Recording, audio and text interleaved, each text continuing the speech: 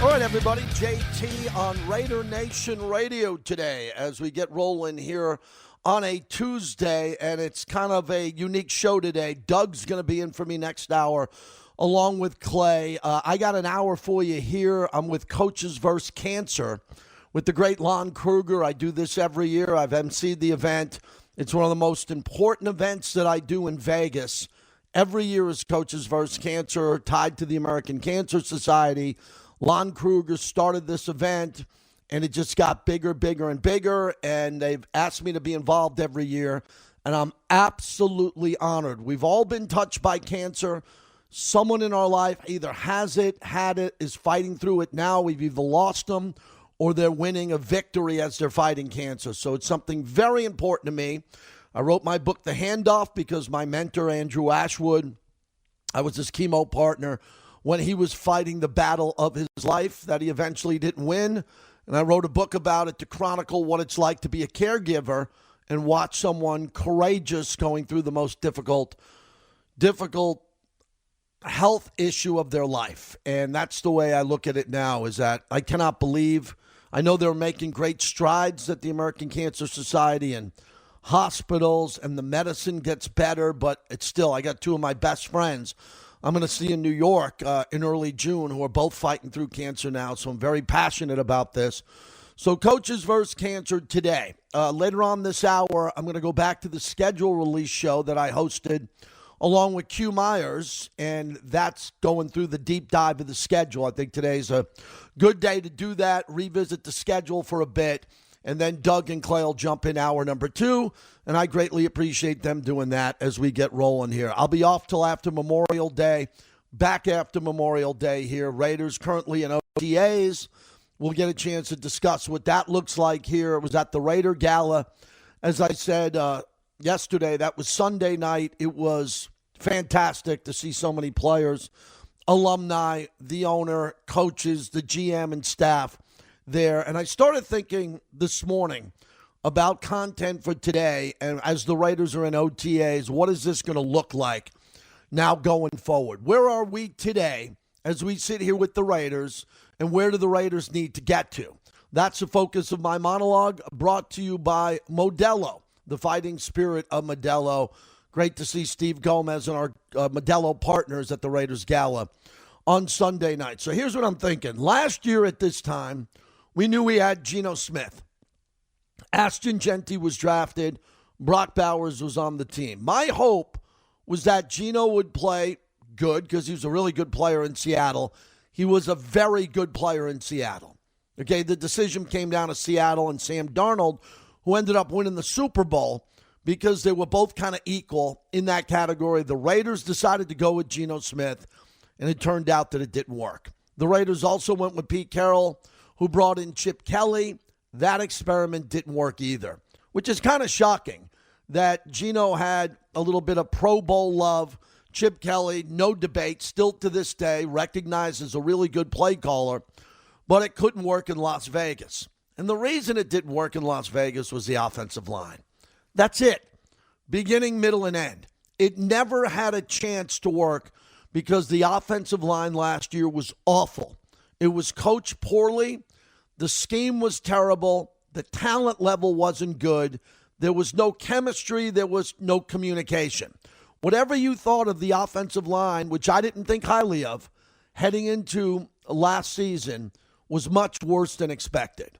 So thinking about what the Raiders need to do this year, after drafting Fernando Mendoza, bringing in Tyler Linderbaum from Baltimore, knowing that Colton Miller's coming back, assuming, and I'm saying this assuming Jackson Powers-Johnson is going to win one of the guard roles, the Raiders are not that far away.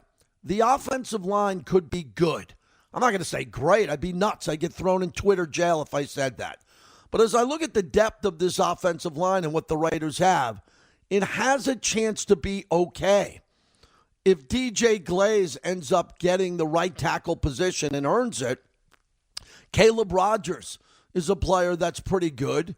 They just drafted Trey Zune. Everybody seems really excited about him and his ability to play. And then you have Charles Grant, who was drafted to be a very good player on this team. Grant, as I look at his bio here right now, 6'4", 304, from William and Mary. He was a third-round pick. He was the 99th pick in the draft 2 years ago. Third-round pick. Offensive tackle, should be ready to go. So with the depth of the Raider offensive line, the Raiders are now going to have the ability to run the ball effectively with Ashton Genty, Mike Washington Jr., who looks like a bleeping beast. Looks like a beast any way you size him up. Now they have an opportunity. I saw Connor Hayward, introduce myself to him. I mean, it seems like a really good fullback who's going to be used in goal line situations and can catch the ball the way he did out of Pittsburgh. So as we're wondering what the Raiders are going to do at the wide receiver position, it hit me like a lightning bolt this morning that with Clint Kubiak, this needs to be a running team that runs with aggression and force and a will that we haven't seen around here in quite some time. That doesn't mean they're going to run the ball all the time. I mean, Kirk Cousins can throw it. Mendoza, taken number 1 overall, supposed to be an elite, not good, an elite quarterback. But with all that being said, the depth at the wide receiver position with Jalen Naylor, Jack Besh, Trey Tucker, Dante Thornton Jr., whoever's going to end up making the team, some of the other players out there, Malik Benson, as we wonder who are going to be the impact players. To me, it starts with Brock Bowers. Bowers has the ability to have over 100 receptions this year, I hope, and to have a really breakout year after what we saw 2 years ago. Last year he was hurt. He got hurt in the first game of the year. He was never right the entire year. Now Brock, who just had a football camp or is having a football camp, looks fantastic. Great shape. So for the offensive line, we need this. We need Colton Miller to be great. Colton Miller is at a point in his career now as a non-Pro Bowler. He should have been a Pro Bowler by now. He's 30 years old. He'll be turning 31 years old on September 2nd. Okay, 6'8", 320-something pounds, 25 pounds, former first-round pick in 2018. It's now 2026. This year and next year have to be the best years of Colton Miller's career. Flat out. He's been a good player. He's not a Pro Bowler because the position is just too competitive, too many great players at that position. But Colton Miller has to be a top 5 player at left tackle for the Raiders this year. Has to, in order for the Raiders to be good. I almost said great. No, I'm going to say good. Because Tyler Linderbaum is great. He's not good, he's great. He's super elite at the center position. So if we get everything you can get out of Colton Miller, and Linderbaum plays at a very high level and stays healthy, that leads us to Jackson Powers Johnson. And for whatever reason, I'm not going to call it bad luck because the guy's been hurt a little bit. He hasn't been unavailable. I don't think he's been coached well until now with Rick Dennison. Now he's got a real coach that can help him. And I think mentally he's going to be in a really good place because the Raiders need him and are going to build him up. But he's got to compete. Last year, Pete Carroll made it clear he was not confident in Jackson Powers Johnson to the point where he could never say his name, could never be comfortable saying his name for whatever reason. Maybe it was his son, Brendan Carroll. I don't know. But Jackson Powers Johnson, I don't want to say he didn't get a fair chance last year, but he didn't get the chance that he deserved to get. Now he gets a fresh slate. If he doesn't win that position, there's a problem.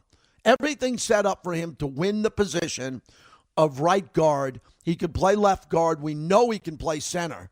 We know he can play center in a pinch. He was a great center when he played at Oregon, but he's got to be really good.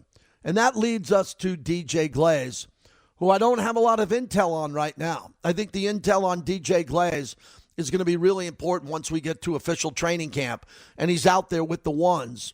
And Max is lining up across from him, and we're seeing edge rushers come in, young edge rushers, Malcolm Kuntz, the pressure, how Robbie Leonard, I spent not a lot of time, but a good 10 minutes with Rob Leonard at the Raiders Gala, and so happy for his success, well-deserved. He's going to have this defense, I think, in training camp, attacking Clint Kubiak's offense, and Clint Kubiak's offense is going to be on attack mode. But I just want to really focus on this offensive line. That's what I wanted to do today before we go back and play the schedule release coming up here in a bit. How good can this offensive line be? How great can they be potentially? I'm not going with the great word. This team won 3 games last year because of the offensive line. Everybody takes ownership of the bad season last year. Most of the players, or many of them, and the coaching staff is completely gone. Now this group gets a new shot to prove that they can block, they can pass protect, they can be vicious, they can be violent, and they can make a difference with this organization. Man, it's been a while, hasn't it? I mean, I look at all the offensive lines that the Raiders have or had, and we have to go back to still the Barrett Robbins, may he rest in peace. Nice job. I mentioned it yesterday that Mark Davis opened up the Raiders Gala, paying tribute to Barrett Robbins, and let his wife and daughter light the torch in memory of him. That was pretty impressive. I got emotional there seeing that. We go back to Lincoln Kennedy, Mo Collins, Barry Sims, Frank Middleton. You know, the last time the Raiders had an offensive line that you were really excited about. And there's been good offensive linemen since. Rodney Hudson was a very good center and a good player. The Raiders have had a couple of good offensive linemen over the years, but nothing goes back to the history of this team with Highway 63, with Art Shell, Gene Upshaw, Jim Otto, Dave Dalby, Henry Lawrence, John Vella, George Bueller, right? All off the top of my head, great players that I've been able to meet and know over the years who did their job. There were star players, Pro Bowlers, Hall of Famers, and then there were players on those lines that weren't Hall of Famers but played at the highest level, made Pro Bowls, won championships, and were really good teammates. That's what this offensive line needs. Nothing is going to turn this organization around quicker than this offensive line led by Tyler Linderbaum stepping up and playing well and playing better than their ability on paper. And that's what I'm hoping happens over the next couple of months. Over the next couple of months, people are going to go, when's Fernando going to play? Did he look better than Kirk Cousins today? Kirk threw 2 interceptions. Fernando didn't. Should we start him? I don't know. We'll see how that plays out. Believe me, we're going to have the dog days of summer to fight through this. There will be efforts for receivers to make this team or to push other receivers to get a better position in the starting lineup. That would be Jack Besh to me and Jalen Naylor. Who's going to win the battle between Trey Tucker, Naylor, Besh, Dante Thornton Jr., to get the ball and prove that they're much better than they were last year at camp? I don't know. I'm hoping it's Jalen Naylor. Watched him play in high school at Bishop Gorman. I think getting out of the shadows of Justin Jefferson and what they were doing in Minnesota, he could have a sneaky breakout year. And then we got Big Mike. What are we going to do with Big Mike? What are we going to do at the tight end position with the tight end and Michael Mayer that for whatever reason over the last couple of years has become a special teams blocker? Don't want to see that anymore. I want to see Michael Mayer have a really big breakout year. So that's what we're doing here today. I just wanted to get into this. Coming up, Q and I, we'll go back to late last week when the schedule was released. And what was interesting was Q was doing his radio show at the Raiders headquarters. I was upstairs going over the schedule with the producers, and Q and I didn't have any chance to talk about it. So what you're going to hear is 2 guys going back and forth on the schedule who didn't have a 3-hour meeting to plan it out. This was all raw and what we were thinking at the time and the process of the schedule. And the only thing that's changed since then, if you want to be glasses half full, because I'm glasses half empty with the schedule, we don't have any marquee games. That sucks. We're only playing on Sundays, which is all right now because the team's going to know their schedule and be very consistent in that schedule, which some people believe is a really good thing. But I wanted some international games or one or a marquee Sunday night or Monday night game. We didn't get any of that. Raiders are going to have to prove it. But they have an opportunity early in the schedule, as we'll get into coming up next, with early games against Miami and New Orleans to get off to a good start. And if the Raiders don't get off to a good start, as you'll hear, then they're going to be deserving of having to dig out of a hole. And we don't want to see that hole happen. That's why if this offensive line can run the ball and run for first downs, the opponent's offense will be on the sideline, and it'll shorten the game, and the Raiders will control the football and maybe control some games they're not supposed to control and win a few extras that we don't know which ones are going to be the extra games they could possibly win. There's games on this schedule to win. The question is, how many? We'll get to that coming up here.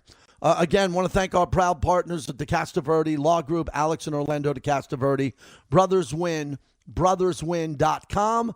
And we are bringing in a brand new tequila and a new vodka, which is really exciting to the show. That announcement will be made right after Memorial Day when we're back on the air. So coming up, Q will join me. We'll go back to the schedule release. It'll be a two-part segment here. I think you'll enjoy that. We'll go back to our initial feelings on what we saw.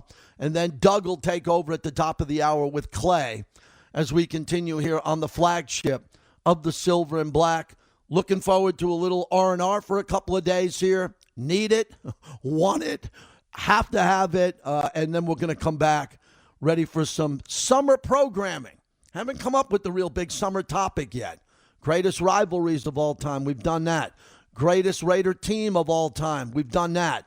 But my head's stirring about what we're going to do this summer to get you through summer into training camp and the preseason. And then the schedule that we're going to be talking about next as I continue here. Coaches vs. Cancer Tuesday. Appreciate you letting me be a part of that today. And you're listening to Raider Nation Radio. Welcome to this special edition of Raiders Roundtable. It's the 2026 Raiders schedule release. I'm JT along with Q Myers. We're both with Raider Nation Radio. And happy to be with you here this evening as we get this going. Q, we just saw the video. Yeah. Now you and I are going to jump into this and get going on this. A couple of big picture items right out of the gate.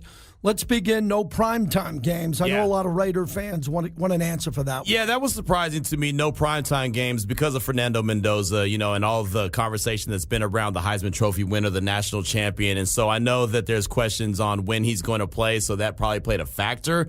But, you had primetime game opportunities, and you didn't get any primetime games. So that's disappointing. Every team wants to have a primetime game, play in a primetime game, whether it's in their house or someone else's. So that was a little disappointing, but Kirk Morrison joins my radio show every Monday, and he said, Q, we'll learn about what the NFL thinks about the Raiders by the primetime games. I think a lot of this has to do with the NFL telling the Raiders indirectly, you got to prove it now. Yeah. And I think that should be the voice of Raider Nation going forward. No one's going to sit here and look at the schedule and start nitpicking here. But if you're wondering why there's no primetime games, it looks like the league is saying, we want to see you win games, prove it, and then we'll get back to it next year. I'm disappointed that there's not a Thursday night game because I think the Raiders miss out on a mini bye, playing on Thursday and having part of a weekend off, and the bye week is week 13. Yeah, that's the problem. And a lot of players don't really like the Thursday night game, but to your point, that mini bye is big. It's a big deal. And so for them not to have that either is kind of strange with no primetime games, and then they don't have a bye week till week 13. That's tough. Yeah. That's a tough stretch. I mean, you have 12 Sundays in a row that you're playing football. I love the opener. I think the opener is going to be amazing because the Raiders haven't opened at home in quite some time. They get the Miami Dolphins, a team that I feel is going through a bigger rebuild than what the Raiders are facing right now with the Raider offseason. That's a great opportunity for the Raiders to jump out at home in front of Raider Nation and get a win. Two head coaches that will be looking for their first win, right? I mean, they're brand new coaches, and I'm with you. Miami is bigger question mark than the Raiders are. Obviously, they got to go out there and earn it on the field, but I think that the Raiders, what they've done this offseason, puts them in a better position. And like you said, to have a home game for the first time in quite a while. What was the last time, 2021? Yeah, 2021, defeating Baltimore 33-27. That's one of the greatest games Remember, ever that's played. when fans were first allowed into the stadium. So that was a big deal. We highlighted it a lot on Raider Nation Radio 920, doing all our local shows from Allegiant. Yeah. That's the first time. It's been a long time. It has been a long time, and it gets back to the no primetime games for me. Is that's a game where I think the Raiders can come out and say, we're going to start the season off right and get a win there. And as we look at the next game, which I find really interesting, for the Raiders to have an opportunity to go out at the Chargers, we've said that feels like a home game. That is a home game, but it's only one in the parking lot for the Raiders lately. Right. This would be a great year to go win that game, because they have a lot of turnover, too, with the Chargers, and they're trying to figure out what they're going to do. I'd like to see the Raiders build momentum with the win against Miami and really go in at the Chargers in front of more home fans of the Raiders than Charger fans. And I think it would give a lot of hope to Raider Nation as well, because, look, the Raiders went on the road to New England last year and won, and everyone felt, man, okay, they're off to a really good start. How can they build off this? That's the biggest key to me. You get a win to start things off. How do you build off that? It'd be great to go down the road, go to L.A., play where, again, the fans will represent. We know that. Yeah. What will the team do? If the team could get a win in SoFi and then all of a sudden you start out 2-0, that would be a fantastic way. Yeah, and last year the Raiders opened up and beat the Patriots, and the Patriots went on to win the AFC and go to the Super Bowl. We'll get to the Patriots here in a little bit. The Saints game is interesting to me because it was either going to be in New Orleans or Paris. Right? And found out. And let me stop and pause for a second. The Raiders didn't get an international game. Yeah. And most Raider Nation seems to be okay with that because we're going to get to the 49er game a little bit later. That could have been in Mexico City. There could have been a game in Paris. Considering the way this schedule looks, at least we know no international, no games that are crazy with the schedule.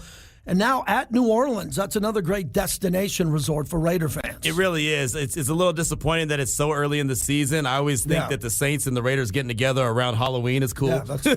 Because it's just those, the fans will get excited about that one. But, Raider Nation always shows up in New Orleans. It's a great destination, as you mentioned. So, and again, a game that you look at and you look and say, okay, why can't this team go and on the road to New Orleans and beat a team like the Saints? They've got questions about their team as well. Now, when I learned initially how to break down the schedule back in the day, the way I was taught is take it in 4 quarters. Yep. Take the first 4 games. I've always lived by that. And then what I like to do is I like to look at the first 4 games, and then I like to look at the snow games. Yeah. How many games could be snow games? How many are dome games? Because this is a dome team here in Las Vegas. So we're going to go through all that. But let's wrap up the first quarter of the season. The Chiefs at home. So it'll be the Dolphins and the Chiefs at home. You're going to get Kansas City early. A lot of people still don't know the status of Mahomes. I think he'll be playing by then. He could play week 1. If not, he should be ready to go by that game. I would think so, but the thing about the first quarter, and that's how I was taught to break down the schedule as well. Obviously, there's 17 games now, so it's a little bit different, but you just don't know what any team looks like in the first 4 weeks, right? I mean, because it depends on how you play in the preseason. Do you play in the preseason? So a lot of teams treat that first month of the season as a glorified preseason, so they're getting their sea legs under them. So, yeah, I think that Mahomes will be playing by week 4, by October 4th, but what does he look like? How comfortable is he in the system? How comfortable is – well, he'll always be comfortable in the system, but, the new players that are around him, where's Travis Kelce at this stage of the game? He ramped up a little bit towards the end of the season last year. Is he going to come out of, training camp on fire? Is he going to be a little slow, maybe a little pudgy? There's a lot of questions about the first quarter of the season. I'm not happy about the bye week. I've been looking at social media. A lot of Raider fans are not happy about that either. It's no man's land. It's week 13. Now, the glass is half full on that would be coming out of the bye week. If the Raiders are having a good season, they should be a vastly improved team. A lot of things are going to happen before that. If the Raiders are in it, man, they're going to have an opportunity to come off the bye week and really get going. Well, and on top of that, they'll have an opportunity to come off the bye week and maybe get a couple of primetime games if they're having a good season, right? I mean, obviously, they've got to go earn it on the field, as you mentioned, but they have an opportunity. That Week 18 game obviously is still TBD at Kansas City. That could be, playing for something. That could be, the Raiders playing for a playoff position or maybe trying to deny the Chiefs a playoff position. There's a lot on the line that could end up being, all right, they're playing really well. We didn't know that. Let's go ahead and flex them into a primetime game. Another thing that you and I were talking about before we started is if the bye week was a little bit earlier, say it was week 4 through week 8, there could have been a quarterback change being made during the bye week here. That's too late. Either the Raiders are going to be sticking with Kirk Cousins or Fernando by then. Hopefully they're both healthy. But at that point in time, we'll know who the quarterback is of this team. I don't think you wait till week 13 to make a quarterback decision. So that really bumps the bye week down the road, and who's ever going to be the quarterback by that time is going to have time to prove it. Yeah, it really will, and I'm looking forward to it because that could be a stretch, depending on, again, how the Raiders are playing, what the record is, how are they looking, how is Fernando looking in practice. I mean, there is a scenario where he could be week 14 through 18 starter. Right? I mean, depending on if they're kind of hovering around, if they're not playing poorly or they're playing really good. I mean, that could be a 4-game stretch where the offensive line is clicking, right? The weapons are looking good, and okay, now it's a Fernando time. I think Raider Nation would be disappointed if it took till week 14 to see him, but again, they've got to play this out on the field. I will look into the camera like we do here, and I will tell you this is the toughest October schedule I've ever seen.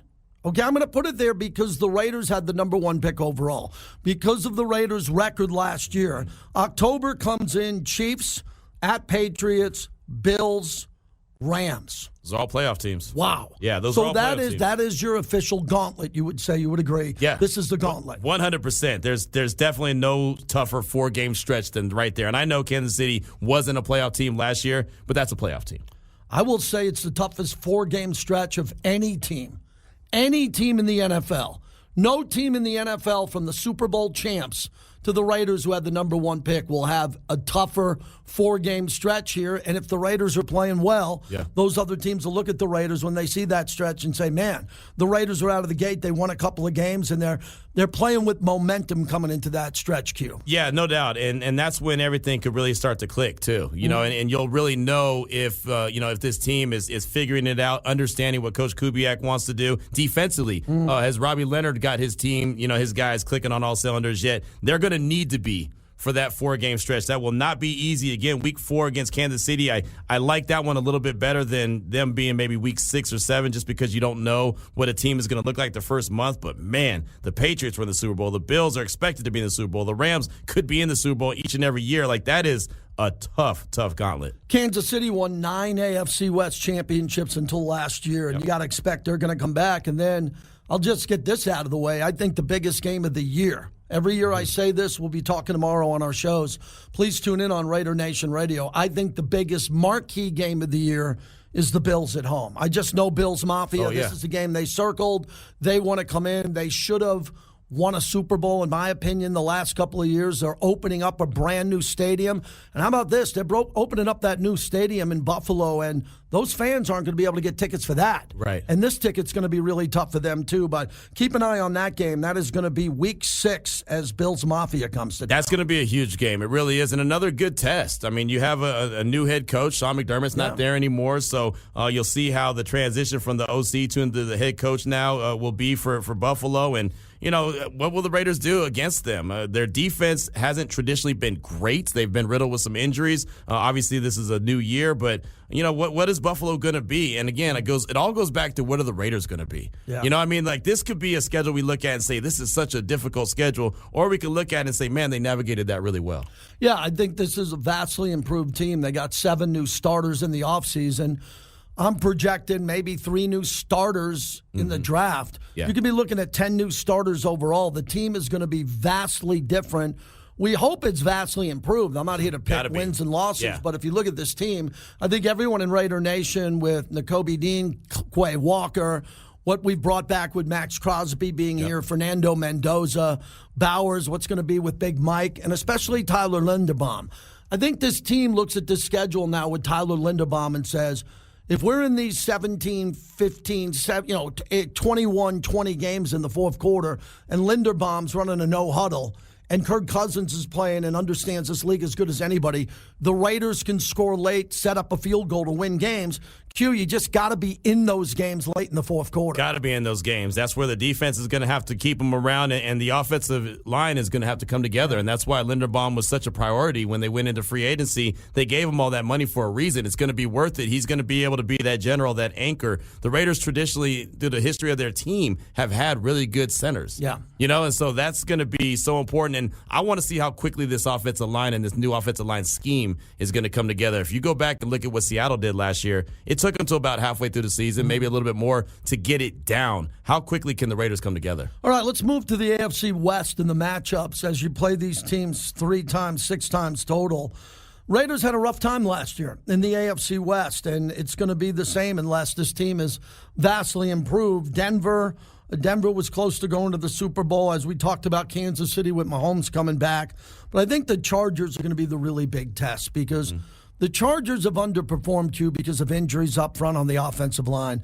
They're trying to get everybody back healthy, and Justin Herbert needs to make the next move in his career. This is about the time now that they're expecting Herbert to live in the playoffs and take shots at a Super Bowl. I want to see the difference that Coach McDaniel makes as the offensive coordinator, right? I mean, he was in Miami as a head coach, and you can say what you want about him as a head coach, but I think he's a sharp offensive mind. How is that going to be different than the way that Jim Harbaugh approaches things? Like this Charger team, I have a big question mark about, just because I want to see how those two personalities, how they work together. Can Coach McDaniel open up Justin Herbert a little bit more? He's the one quarterback that I keep saying, as highly touted as he is, as much talent as he has, as much money as he's making, he doesn't get as much criticism as a lot of the quarterbacks around the league. Can he open things up? And, obviously I don't want him to be able to open them up against the Raiders, but what are they going to look like this year? Are they going to be healthy? That offensive line, they'll be back. They should be back healthy. They made some additions as well. So, yeah, I think that Charger team is really going to be one to look at and see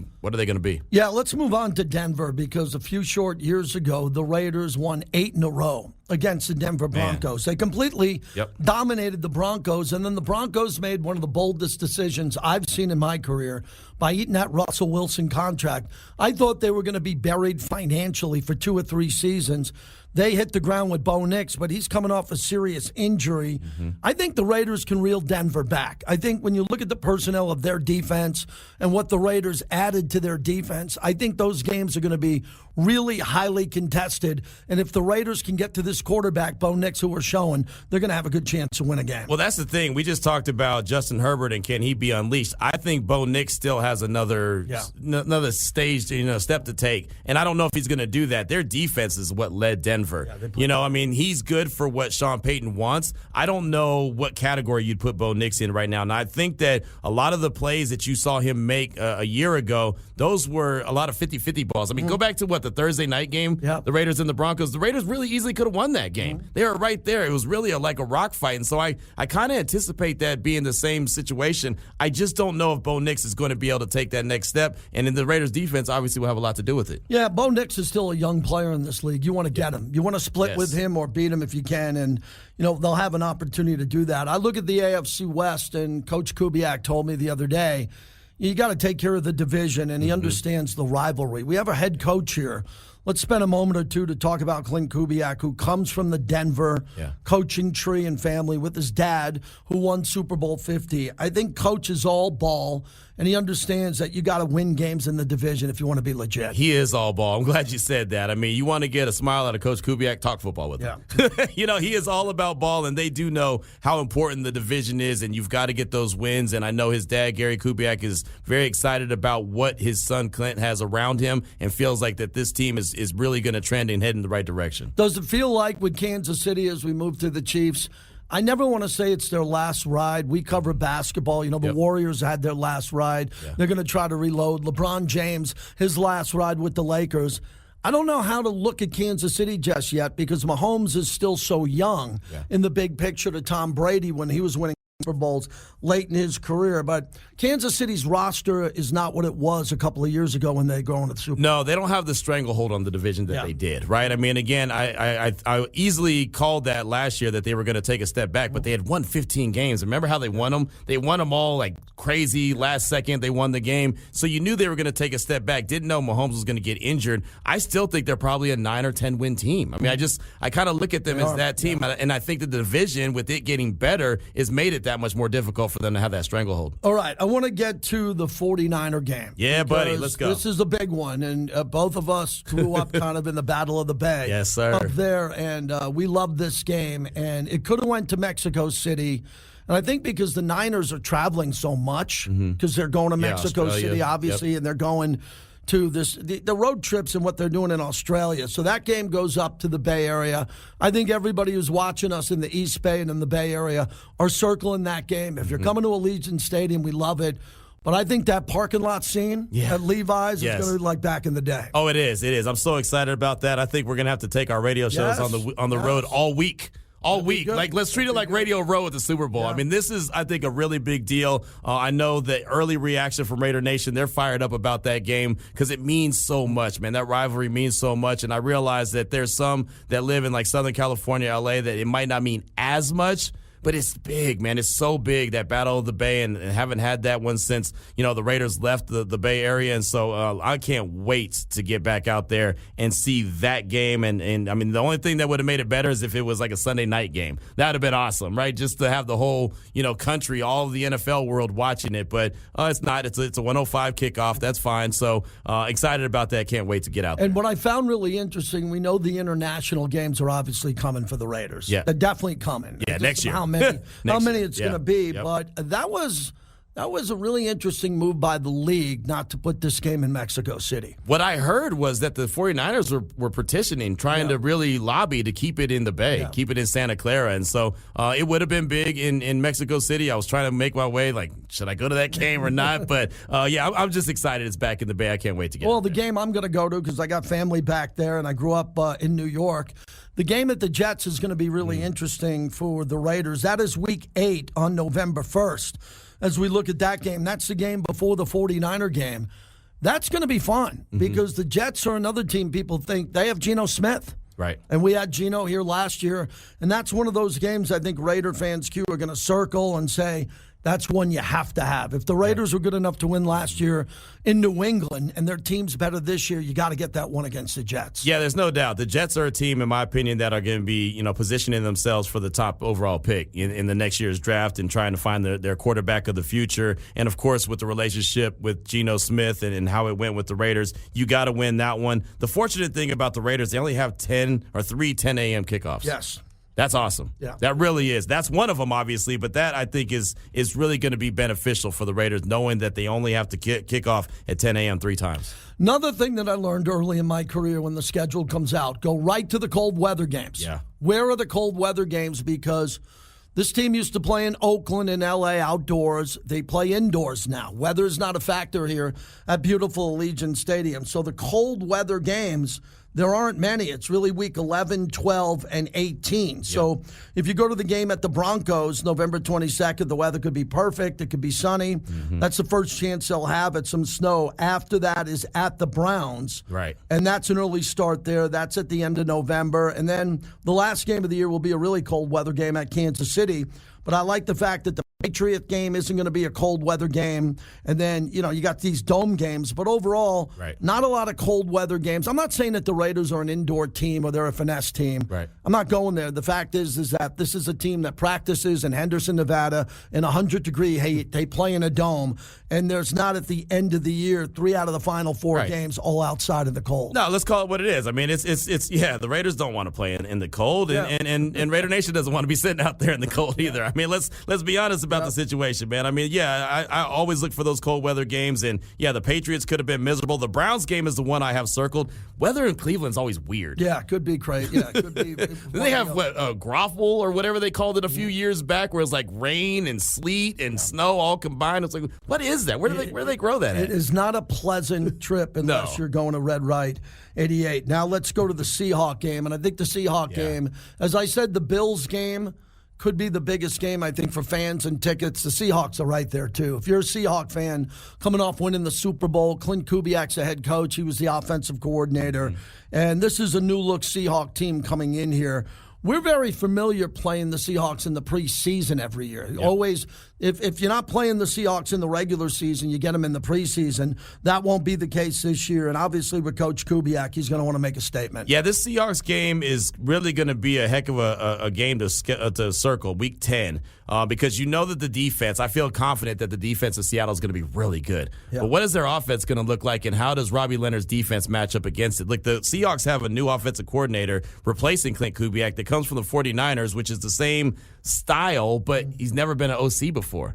So what is that going to do for Sam Darnold? What is that going to do for the Seahawks offense? And again, what is that going to do for the Raiders defense going up against that Seahawks offense? That I have at circle for many reasons. Yeah, there's a lot of coaches. As we're looking up here, you can see the connections to all the coaches that are coming here. Believe me, that'll be Seahawk week around here. Oh, yeah. The coaches will have this team really excited and going big for that game. One other point, if you take the Jets game out, and look, the Jets could be really good this year. I don't know what the Jets are going to look like, but I want to go back to the gauntlet in October, and I'll go Chiefs at Patriots, Bills, Rams, Jets, then it's at 49ers, Seahawks. So if you can just put a Sharpie through the Jets for a second, look at that run in the middle of the season for this team. I think it's going to be really important for this team to be healthy, to be rested, to be ready to go. If the Raiders can get through that gauntlet, all the way through the Niners-Seahawks game, and then at the Broncos. At the Broncos, yeah. At the Broncos is just as hard in Week 11. I think they're going to be really happy when that bye week rolls around. There's no doubt. Week 4 through 11 is really going to be tough. Yeah. And, you know, like you said, put a Sharpie through the Jets game, and obviously Week 12, you look at the Browns, okay, it is what it is, but both of those games are on the road. And so, yeah, they'll welcome that Week 13 bye with open arms. Yeah, I already got a couple of texts when the schedule came out about the fact if you look at what we're seeing here with all the games on the left side of the screen and you're wondering what's the best case scenario. The best case scenario is for the Raiders to win a bunch more games than we're expecting heading into that bye week. And then, Q, you come out of the bye week and there's 3 home games. That is one of the more bizarre things I've seen since I've been with this organization. 3 home games in a row, and they're all in December. Right. I mean, that's big. That's make or break. If the Raiders are in this thing, they're really going to relish the fact that they're going to be at home. You've got to take advantage of that, right? If you have an opportunity, you have to take advantage of that. Reward your fans, because we're at the Torch every week. We know, right? The fans are going to be there. They're going to be excited. Reward them coming out of the bye with some really good football. And then on top of that, you're going to Arizona. That's only a hop, skip, and a jump away. So it's not like you're traveling a lot coming out of the bye for the first 4 weeks at all. You're at home and then basically at home going to Arizona. Yeah, if good things happen and Raider Nation's due for some good things to happen. Yes. To have that schedule late, now I would rather have that schedule early to stack more wins. Things, but you're going to have to go through that gauntlet, and you could reward yourself with a late bye and an opportunity to win some games late and have a chance here. And that's it. The thing that I'm saying again is the team, if this team didn't go out and John Spytek didn't get 7, 8, 9 new starters via the draft, I'd be looking at the roster. I don't see a lot of holes. I know they want to go with the players that they have here, and John Spytek feels really comfortable with this roster. And Q, I don't think they're done yet. I think they're going to bring in another player or two. Yeah, I can see that. I think this is going to be determined on what the offensive line does. I keep going back to the offensive line. How quickly can they come together, protect Kirk Cousins, open up holes for Ashton Genty, Mike Washington Jr. as well, right? I mean, I think that they could have a good offensive attack, but it's all going to come up to those guys up front, man. If they come together and get this offensive blocking scheme down that has never really been a friend of the Raiders, this is going to be one they have to figure out and they have to master. If they do that, they could have a good offensive attack. There's a lot of question marks. When's Fernando going to play? Is he going to prove himself in camp and be the starter? Right. Is it going to be Cousins to start? When will Fernando play? But I will tell you, we're both going to be on Raider Nation Radio tomorrow, and don't miss it. Because when I saw this schedule, there were a lot of things that, we're buttoned up here. We're in the big building here. Right. Not that we're not buttoned up at Lotus Broadcasting. We get a little loose, though. But tomorrow will be pretty interesting here because of the lack of primetime games. Because we live in Vegas and we have the best stadium in football right now. And I was a little bit surprised by that. But overall, Q, would you agree it's a prove-it season for the Raiders to get back and get the schedule they deserve next season? Yeah, that's what the NFL told them. It's definitely a prove-it year, and I think that that's a good challenge to have in that locker room as well. For Q Myers, I'm JT. Thanks for joining us. Keep it to all the Raiders' social media platforms, Raiders.com. So that's it, everybody. Thanks to Clay Baker. Thanks to Q Myers for that schedule release. And the Raiders, that's still up on the Raiders' homepage if you go to Raiders.com and all their media platforms. We know what our schedule is. So as I take off here for a little R&R, I'm looking back saying, there's going to be no Monday Night Football, no Thursday Night Football, no mini bye. The bye is until Week 13. Okay, Raiders got to take advantage of that. So I guess the spin would be they have a consistent Sunday schedule. Now they got to go win games and prove it so we can get back to playing on Sunday Night Football, on Monday Night Football, on Thursday Night Football, and be one of the great teams in the NFL, which the foundation is being built hopefully correctly this time, and everybody believes the Raiders are on the same page. Everybody believes the Raiders are on the same page trying to build this to get it right this time. We'll see you after Memorial Day. Appreciate everybody. Thanks for listening. Any portion of the show you miss, lvsportsnetwork.com, or check out my YouTube channel at JT The Brick. Doug and Clay coming up for the final hour. We'll catch you next week, everyone. Welcome back, everybody, to JT The Brick Show here on Raider Nation Radio 920. Clay Baker and Dug Dugless sitting here with you. Thank you so much for being with us. We're filling in for JT today. He is off. He's with the Coaches for Cancer Golf Classic. Lon Kruger and everybody. He'll be back tomorrow. And thanks to JT and Q for starting it off on that first hour. Fantastic stuff as we take a look at the NFL schedule. And that's when it's still fresh in everybody's mind. Because, Doug, it's one in which, not only do you try to find out, all right, what's the landscape and how does this season look? Because we kind of know who's going to play, but we want to always know when.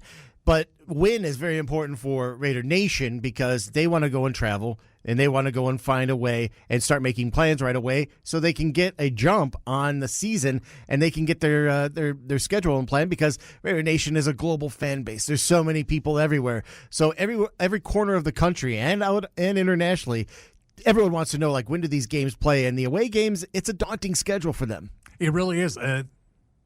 My wife, she was going, wait, the Raiders finished last place. Why are these teams? I mean, it is a daunting schedule on the home side, too. Yes. We all know that they start with Miami. You think that should be, one in the W column, but you never want to jump ahead. But going back a little bit of history, and I'm just a fan. I've been going to Raider games for years. Long-time Raider fan you are. Yeah, my long-time season ticket holder. Up in Oakland. And when they moved to L.A., even though he still lived up in the Bay Area, he got L.A. tickets, blah, blah, blah, blah, blah. So we would go on Raiders away trips once a year.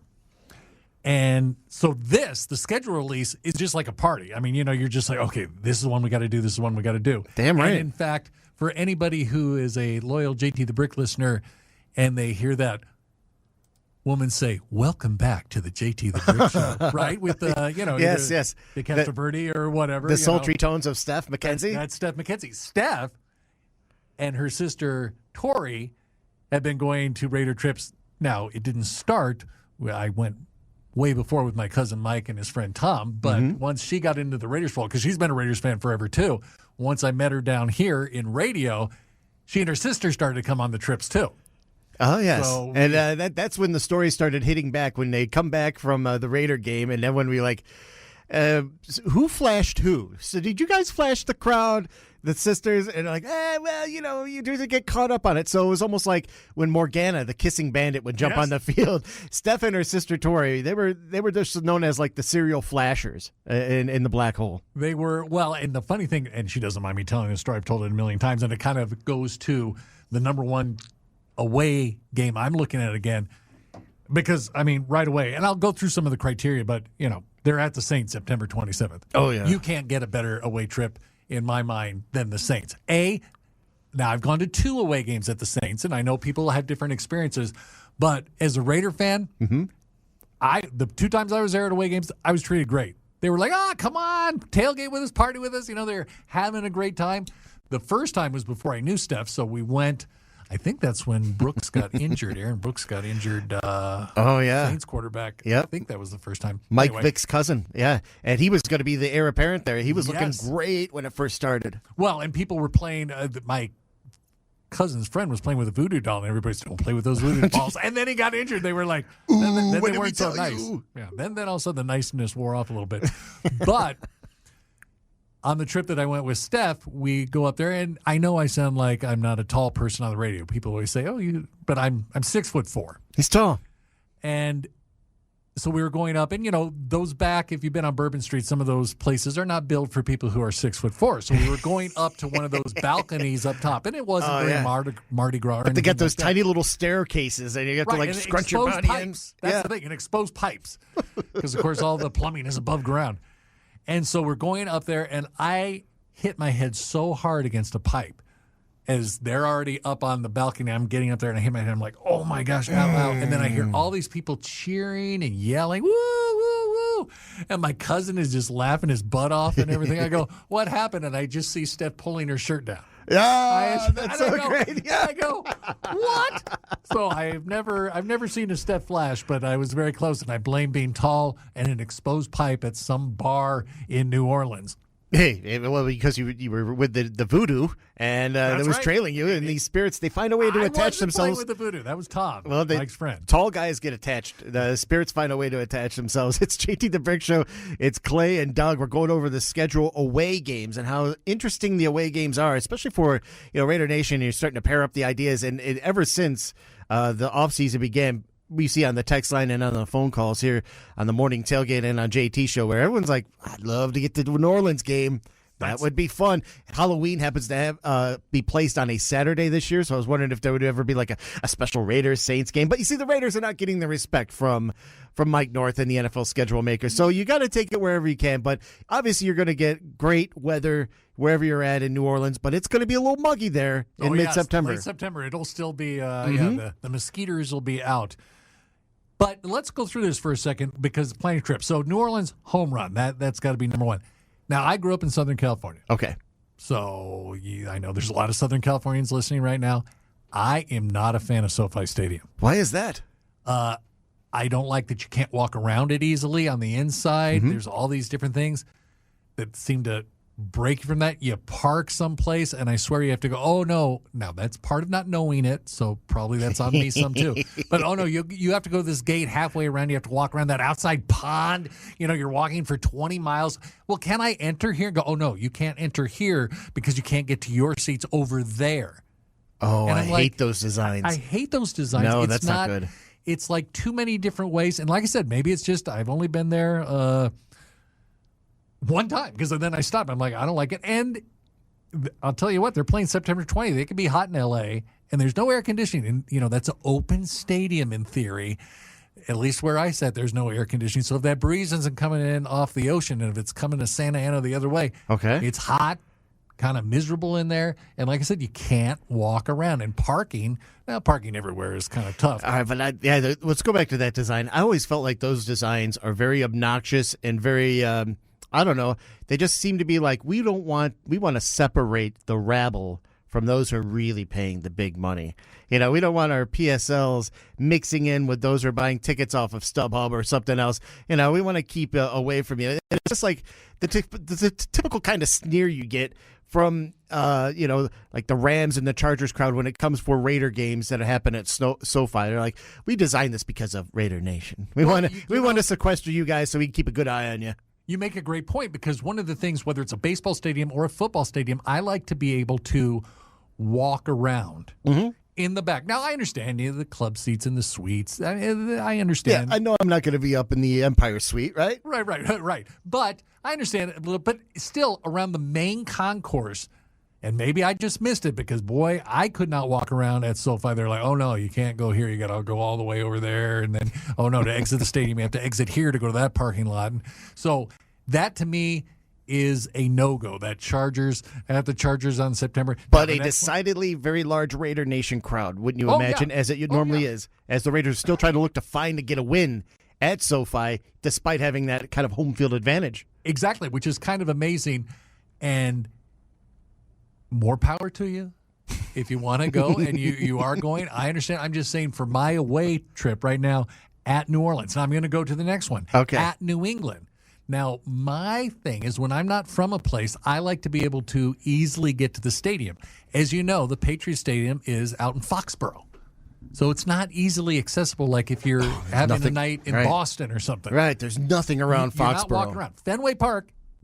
Guess what? You can stay in Boston, party in Boston. You can walk to the park. Oh, you could take the little Patriot walk. You could have a drink in your hand and just follow the little gold line around there and just have the best time of a self-guided tour. That's right. They say, hey, Paul Revere was here. Yeah, right. Oh, is that the real Cheers bar from the TV show? Is this Faneuil Hall? I was always trying to remember when Aerosmith used to have a bar there in Boston called Mama Kin's, and it was behind the Monster. And it wasn't very successful because they never figured out a classic consistent time to open, because they were always, it's 5 o'clock, 8 o'clock. I don't know. We'll open, figure it out. That's amazing. I never went to that one, but short-lived. And I like Boston. But guess what? You're not in Boston. You got to figure out a way to get out to Foxborough. So that is a hard pass on that. All right, and it's like Foxborough itself. You're just way out in the middle of nowhere, and that's the problem with how some of these stadiums have been built over the years. Where I considerably love how Allegiant Stadium is fixed, where it's part of the city, it's part of the county, Yep. It's easy to get to. It's just one of these things where you don't have to drive to some isolated community because the city and community have bonded together on this to make sure everyone can. When you go to your first game there, you'll be like, wow, we are in the mix of something very special. Foxborough, it's like, how do we get home? Because this is going to take forever. And that leads me, and I am stunned because when I heard when T-Mobile Arena was being built here and then Allegiant Stadium, I go, this is going to be a nightmare. I'll tell you what, getting in and out for me is not a nightmare compared to, some of the other stadiums. I'm like, they really did, or arenas, they really did a good job. We took a poll on Morning Tailgate about all our Raider Nation that lives on the East Coast. Which game are you looking at to go and travel to that's a little closer to you? And none of them, even if they were a little bit closer to Foxborough, chose Foxborough because they'd rather go see that Jets game at the Jets. Well, now that's a good point because I have never been to the new stadium they built there. I was at the old stadium when I saw the Jets play the Patriots. We were just on a trip with the group, and they go, some people can go to that. I'm like, yeah, count me in. So we went there on a bus. We were staying in New York proper. I don't even remember where. Yeah. Went on a bus. The bus got lost somehow. It was like a 2-hour drive. I'm like, this is so far away. Then on the way back, the person that was in charge got very mad at the bus driver, so they didn't come pick us up after the game. Oh. So then we're out in the middle of, that's over in New Jersey, and we're out in the middle of, we don't know, I don't know anything. I go, can we take a subway? They go, no, subway comes here. So we had to, somehow there was a school bus, and their school bus driver, it was a school bus, but it wasn't on duty. They go, oh, I can take you, so we all hopped in this school bus, zipped on back to where we were staying in New York. Hanging out in those vinyl seats at the school bus? But I'll give this to the school bus driver. Then driving back was only like 20 minutes or something, as opposed to this 2 hours of this bus that got us lost on the way. In the era before Uber and Lyft, you were left to your own devices. That's right. We're out in the parking lot going, can we hire somebody? Now, the only bad thing is we did find, not me, but somebody found a dirty diaper on the school bus, so that kind of put a damper on that. Happy memory. Yeah. That's good. Well, that Jets game is essential for the Raiders, too, because it's one in which they come off a couple home games with the Bills and Rams, and then they start this very treacherous road stretch. They're at the Jets and then at the 49ers. But at the Jets is one in which I like the placement of that in November 1st because you're probably going to miss the freezing rain by then. You're coming off of the autumn, and it'll get a little cooler. But there have been 3 instances the last few times they've played there in New York where it was inclement weather. It was just pouring down nasty rain. And hopefully, because of the good weather, maybe you can take advantage of November 1st as all right, I'm willing to do that. I know that our listeners in Philly and in Jersey, that's their spot too. In New York as well. That Jets game is where they want to go. Yeah, and like I said, I would love to go to that game for a couple of reasons. One reason, I may not be traveling in a school bus, so that's reason number one. Diaper free. I might have learned. And the second reason, I haven't seen the new stadium. I was there in the old one. Yeah. So I would be interested. It was being built right across, I think, the parking lot. So it's always good to check out a newer stadium. When you go to the Jets game, do you constantly get into your Joe Namath impression? Because there was a time when Joe Namath... I was wearing my fur coat. You wore your fur coat, and when Joe Namath kissed... I just forgot her name. Chrissy Ulber. I know because I used to... On the Monday night game, yeah. He goes, I want to kiss you. And then she's like, I just want to find out about the team struggling. Susie Colbert. Susie Colbert. And he's like, I could care less about the team struggling. I just want to give you struggling. Struggling. Now, can you control yourself and not do Joe Namath for the full 4 hours that you're there at this game? Since I've been drinking a lot, I think I was struggling. Yeah, I probably good. was just doing it unintentionally. Well, it was a Patriots-Jets game. I didn't like either team at the time, so I was just there because, to go to a football game. No wonder that driver left. Yeah, exactly. He's having enough of that. I wasn't the one that got in that driver's face. But that's a tough road stretch all the way to New York for the Jets game, and then all the way back to the Niners for a battle. Levi Stadium, huge battle. Have been there for a hockey game. How about that? I was at Levi Stadium not for a football game, but for a hockey game because that was an outdoor classic, Kings versus the Sharks. And at that time, I was a Kings fan. Now I'm a VGK fan. I still like the Kings, have a soft spot. But so that stadium, you can get there by train. Okay. Which is nice. So we stayed in San Jose for that one, and then we just took the train up, and that is a benefit. But, it's in Santa Clara, so it's not, it's not where the old Candlestick was, which is probably a good thing because that old Candlestick, ooh, boy. Oh, what a lovely smell of fresh garbage in the morning. I always really appreciated the backflow on the bay that came by Candlestick. And this is a good schedule for Raider Nation in California because you get that SoFi game early on. That's true. And then NorCal Raider Nation can enjoy the Santa Clara game. And I was just glancing at some ticket prices. They were shooting and skyrocketing after the schedule release came in because I think people are really penciling that game in as something that they want to be a part of, to go and enjoy that traditional rivalry between the Raiders and the Niners. The Raiders and the Niners. And that is not a terrible stadium in my opinion. It's not high on the list. Unfortunately, It gets they will knocked be. a lot. The next one, November 15th, the Raiders host the Seattle Seahawks. That is probably one of my favorite stadiums up in Seattle. That one is a great stadium. I think downtown you can walk to it easily if you're staying in a hotel. The light rail goes right by there. That is a great stadium. Is that right? So you could take the light rail right to there. Yep, you can take Okay. the light rail right from the airport to there. See, that's what I love about that airport, because you Yes. could get on that rail and like you can get the downtown, you get to Old Town. That rail is very, very, for Seattle, you like Seattle. You've been love there many Seattle. times. So seeing a game there in, I don't know, like, could you find your way like in a spot where it's like, I can't take this weather. This is too much, because I'm glad that game is not going to be in Seattle. This game will be at Allegiant Stadium. Would you ever consider going to like one of those cold, blustery, late November, early December games in Seattle to watch the Raiders? Yes, because I live here and I know that I'm coming back to, Is that right? Right, because, it's fun. I mean, some of the best Raider games I was ever at. Heck, I was at a Monday night game up in Oakland years and years and years ago against Kansas City, or maybe it was a Sunday night game. It was pouring. We had the best time ever, because it's it's just you do that one time, and then I knew I was on a plane back to Vegas. My cousin lived in Hayward at the time, so he was driving back in the pouring rain. But I was just like, okay, now I'll come back, dry off, and be hot and miserable. Or at that time it was probably cold and windy. But you go to one. There's game. no protection in the Coliseum. There was no protection for you whatsoever. You were in the rain. We were right behind the black hole, section 203, right under the drip. So if you good. lean back, you were covered. But if you lean forward, you're right under the drip from above. So that was the. But isn't that just like what a gauntlet? Like, so you're at New York, travel, then at San Francisco 7 days later, home against Seattle, the world champions, the MVP, And then you're back on the road and then you're back on the for road 2 games. for Broncos week. Absolutely hate Broncos week, and now you know how crazy physical that game is.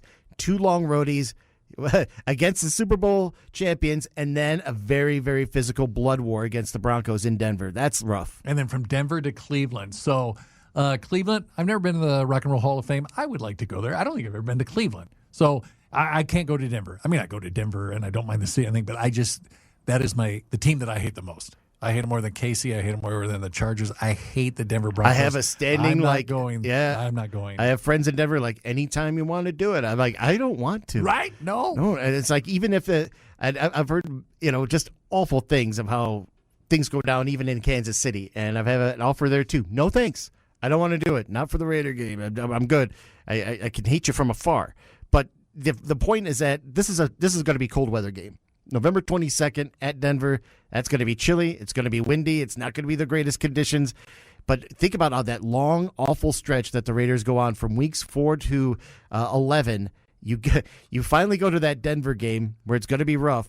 And then as you try to approach the bye week, one more road trip to Cleveland. And I'm surprised that you would want to go to the Rock and Roll Hall of Fame. I'm surprised because they have not let Iron Maiden in there. No, they're in. But they're not going to show, right? Well, they're not showing because they're down in New Zealand, I think. Oh, I doing thought there was show. a protest They're still by going to be Bruce. inducted. They're still okay. being inducted, but they're not going to be at the induction They ceremony. took their sweet time. That didn't is, they? it took Judas Priest way too long to get in there too. Yes, and there's still, I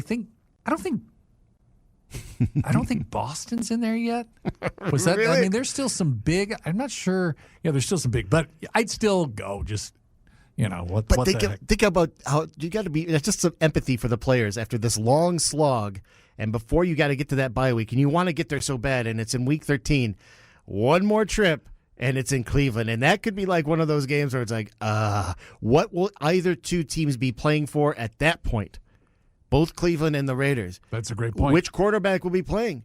For either team, which of the 8 quarterbacks that might be playing for Cleveland at that time? Who will be a part of that? So it's like when they finally roll into the bye after that awful Cleveland road game, which the Raiders could possibly get a win there. Why not? I mean, they should have got one last year against the Browns. How important would that bye week then become a pivot point for this season? Or could the Raiders actually be playing for something?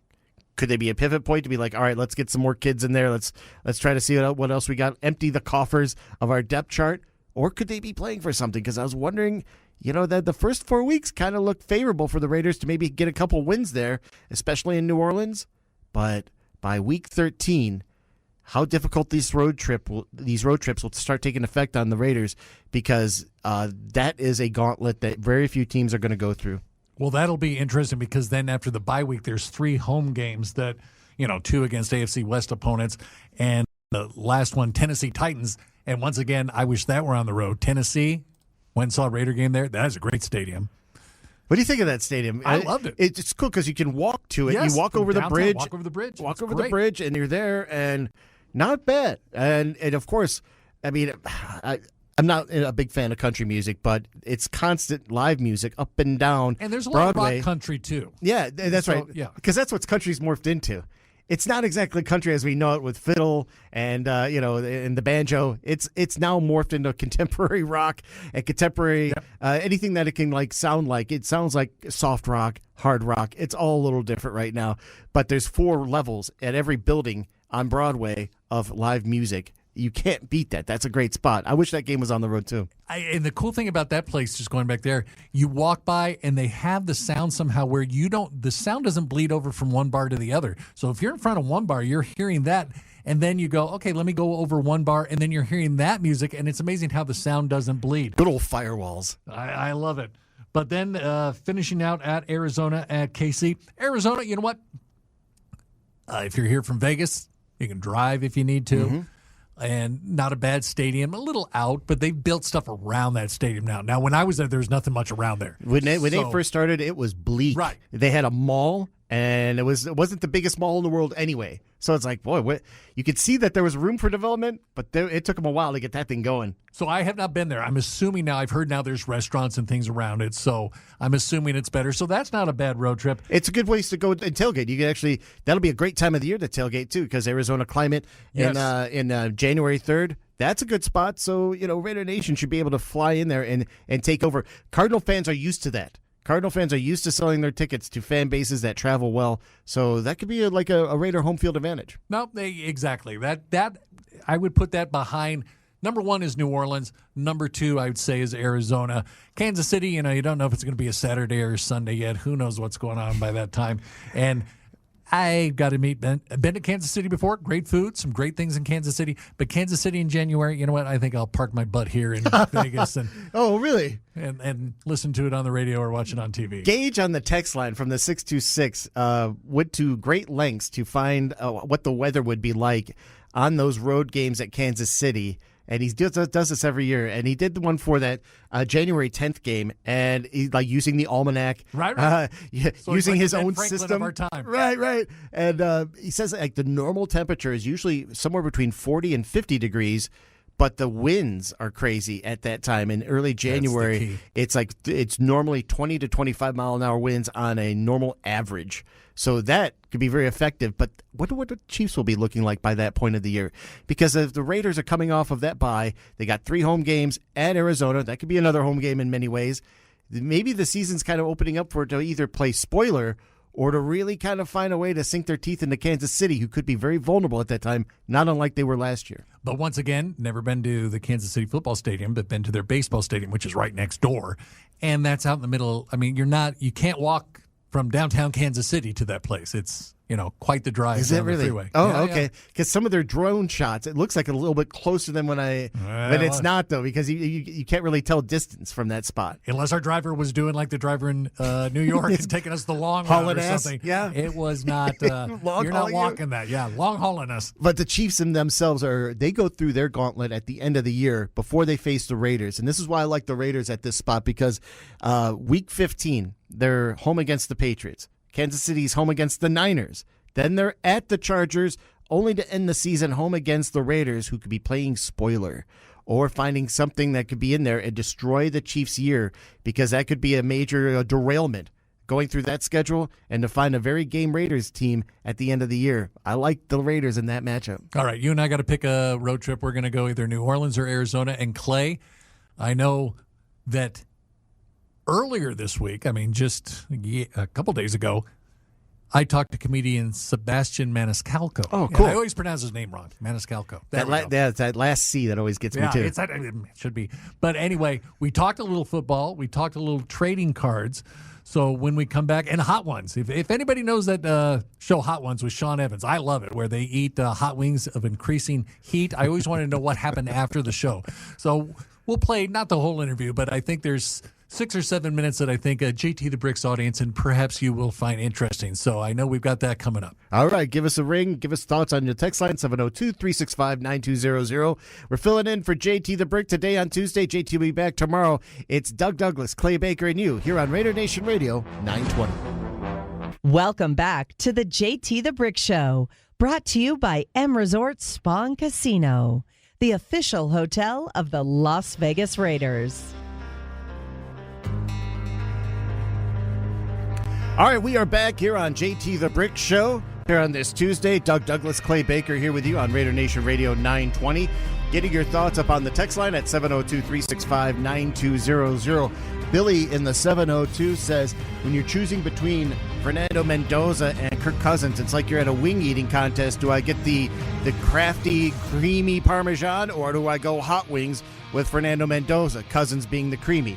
And thank you for your thoughts. I don't know if that's a choice, but I can see what you're saying, because one is like the hot guy. One is like, somebody that's like, all right, I want that taste. I want that payoff. I want that guy because I've seen what it looks like for other teams, and I want that as well. But you can't go wrong when you got the creamy Parmesan or whatever, when you know that will be self-satisfying. That will be good, and you can still, win the day, if you will, if you choose between this wing metaphor between Mendoza and Cousins. Well, it's kind of funny because one can also cause a little bit of trouble perhaps the next day. Well, one, maybe not. So, there's consequences to hot. That's right, there is. But hot can also pay off big time, so you never know. And it's what would you rather have? Because this is that part of timing is a big thing of all right, when one would start over the other, how much of a timing factor is it? Because do you wait? You have Fernando wait for 2 weeks, see how Kirk Cousins runs the offense, little points of measuring, Fernando can glean, and then maybe after week 2, you start him on the road in New Orleans. We kind of talked about New Orleans as being a fun place to go for Raider Nation, but at the same time, remember when that used to be a house of horrors for opposing teams? Yeah. They're going to be coming off 2 straight road games, the Saints, and have their home opener when the Raiders come to town. That could be a problem waiting, just because that the home crowds in New Orleans could be deafening. I would think you don't want Fernando's first start on the road. I mean, that's just me, and I don't care who the opponent is. That's where you're looking at, okay, is the Miami, is that a gimme? Is that where you want to start him? But then that's a home opener. I think in a perfect world, it's sometime between week 4 and 5. Yeah, which is still, I mean, and you know what? If Kirk is doing great, then you move it back a little bit. Right. You see how everything's going. If there's some W's there, then all of a sudden, you know what? We got time to let that hot spice get maybe just even a little bit hotter and more acute on the tongue. Oh, and speaking on the road, Sebastian Maniscalco, he celebrating these great shows over at the Wynn. He's one of the few comedians where people are now coming into Las Vegas, planning their vacations to go see Sebastian Maniscalco at the Wynn. It's awesome what he's been able to do here in Vegas, but I have to admit, watching him on Hot Ones on YouTube, Hot Ones is a interview interview concept where you're going to eat the hottest wings possible as we begin this interview, and you got 30 minutes until the end. Let's see how far you can go. It's a great show, and it's on YouTube, so I would recommend Raider Nation Radio listeners, if you haven't seen it yet. Yeah. Check it out. But I was lucky enough to talk to him. He's playing at the Wynn Encore, like you said, but he's doing 2 shows a night, Saturday and Sunday of this weekend. Dynamite. And I had to talk to him about Hot Ones, some Fernando talk. Caleb, he's a Bears fan.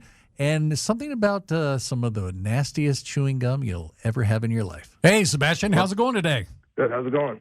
I'm living the dream, and I've got a burning question for you. But first, let's start out with that you will be here next weekend at the Encore Theater, Wynn, Las Vegas, 2 shows per night, Saturday the 23rd and Sunday the 24th. And here's my burning question for you, no pun intended. I'm a fan of Hot Ones, and I saw your episode, and one thing I always wanted to know was, and you and Sean kind of alluded to it, for people that don't know, that's where people are interviewed by eating wings that get hotter and hotter. What was the rest of the day like in the next day? Well, I stopped sweating at 6 p.m. Oh. So I was pretty warm the rest of the day. And what threw me off was there's 10 sauces and he hit me with the hottest one at number 7, which I thought we were kind of going to gradually build to the hottest one. So when I had the 7th one, that's when I really started to feel that I could possibly go into some type of cardiac arrest. But yeah, it was one of those experiences where I'd probably never do it again, but it was fun kind of shooting it with him. So it was good. We're speaking with comedian Sebastian Maniscalco, and he'll be here at the Wynn Las Vegas Encore Theater. You're a big Bears fan, right? Huge Bears fan. Looking forward to this year. Yeah, last year, especially now my son and my daughter are into the Chicago Bears. So my son just started collecting football cards, and it's funny, we went to go buy some football. I don't know what's going on with football cards and baseball cards, but since I was collecting probably 45 years ago, where there were like $1 a pack and you got 16 cards. Now it's like $16 a pack. You get one card, no gum. Oh my gosh! It's unbelievable. If you go into a card store, your mind would be blown how all these different cards. It blew my mind. But yeah, I'm a huge Bears fan. I'm looking forward to the season. I think it's good they got rid of that gum. That gum had to be the thinnest, nastiest gum I've ever tasted in my life. Yeah, well, I didn't know what the gum in the card pack had like a powder on yes! it. I don't know if it was flour or what it was, but the card underneath and above it was white. So yeah, and the gum was like stale. Yeah, it was kind of the fun of opening up cards back then. You even though the gum was horrific, you had to have it. We here in Vegas now, we get Fernando Mendoza. So we're finally getting our quarterback. I think kind of turned around for you when you got Caleb Williams and the right coach. So can you give us Raider fans here, because I was a Raider fan even before I lived in Vegas, can you give us hope that maybe a new quarterback and a new coach, we can actually win a few games and compete this year? Do you see that on the horizon? Yeah, well, you do got a good quarterback. I don't know how fast he's going to make an impact, but the kid is really good. And, when Caleb came to Chicago, we were, Chicago, we always get excited and then we're always let down. But it looks like, and I hope I'm not going to jinx this, it looks like Caleb is going to be a force in the league for years to come. And I hope Mendoza kind of, because I've been to that stadium in Las Vegas and it's really a great place to watch a game, and Vegas deserves a winner. So I hope you guys turn it around. I have hope for you guys. Maybe next 3 years. You know what? The way things have been going, we'll take hope. What is one of your favorite things to do in Las Vegas? I know you've alluded that you used to gamble in the past, not so much anymore, but is there still any gambling game that maybe you'll slip into 20 or something? The gambling thing for me was, I think maybe 20 years ago, I used to go to Vegas and play a little blackjack and roulette, and always lost, obviously. Never felt good coming out of Vegas, and I made a pact with myself. The only way you walk away with money out of a casino in Las Vegas is performing there. So that's the route I took. I said, you know what? Let me make money on the opposite end of this, and I never really looked back. But what I enjoy doing, and this is, I'd say the last 3 years, I've been playing golf in Las Vegas, particularly at the Wynn Golf Course right behind the hotel, which is an absolute blast. What is one of the best rock shows you've ever seen in your life, and why? I don't go to a lot of concerts, but Ooh. You know what? I think the best rock show I've ever been to, this is going back into the 80s. I went to go see Bon Jovi at the Rosemont Horizon, and back in the 80s, Bon Jovi couldn't do anything wrong, and everybody loved, Living on a Prayer and the whole thing. So I really enjoyed Bon Jovi back in the 80s, and since then I haven't really been to anything rock. I've been to, I'm going to concerts because my wife likes the artist, whether it be Beyonce or, actually I do like The Weeknd. The Weeknd was a good show, and the best show I've ever seen in my life was Michael Jackson on the Bad Tour. Oh, I was wow. also at the Rosemont Horizon. So, I haven't,